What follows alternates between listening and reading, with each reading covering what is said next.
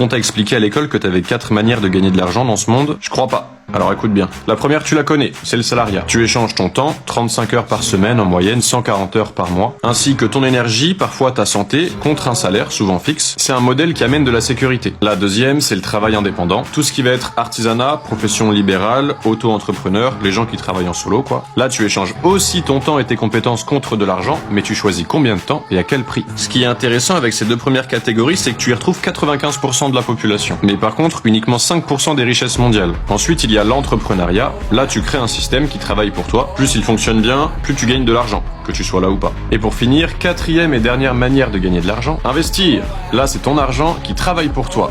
Ton actif crée du passif. Et ça va peut-être pas te surprendre, mais c'est dans ces deux dernières manières que tu retrouves 95% des richesses mondiales. Et seulement 5% de la population.